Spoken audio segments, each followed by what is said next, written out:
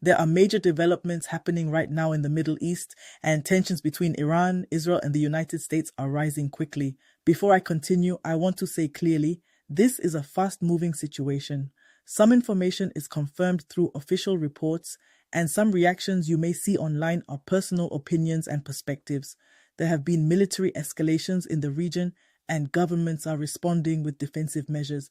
At the same time, there are growing discussions about the Strait of Hormuz, one of the most important shipping routes in the world. A significant portion of global oil passes through this waterway. There are reports that Iran has warned about possibly restricting access to the strait. If that were to happen, it could impact global energy markets and fuel prices worldwide.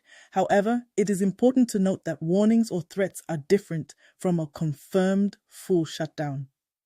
Officials and global markets are closely monitoring the situation. Now, the video you are about to watch is from an Iranian woman sharing her perspective about what is happening inside her country. These are her words and her experience. This does not represent every Iranian person, but it gives insight into how some people feel about the current leadership and the history of the regime.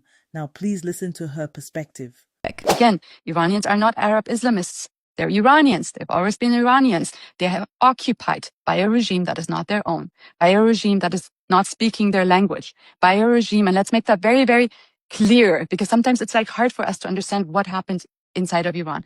The Islamist Ayatollahs came to our country, and the first thing that they did, they took our flag and they started to write on it with Arabic writing, which is not Persian. It's not our language on there.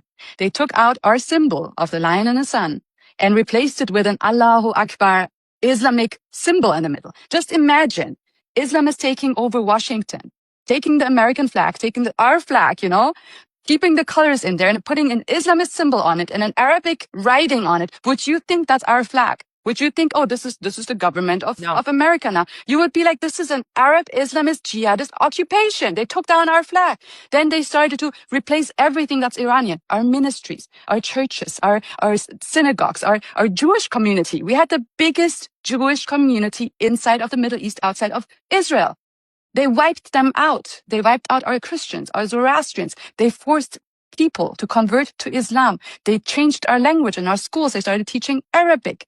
Our national anthem, they replaced the national anthem with some weird anthem that no Iranian can even identify with, because every other word of it is Islamic. Iran is a complex country with a long history, diverse communities, and different political views.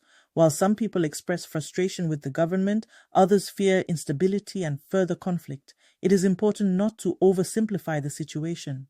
My purpose in sharing this is not to spread panic or promote division, but to help people understand that behind political decisions and military actions, there are real civilians affected, families, children, ordinary people living their lives.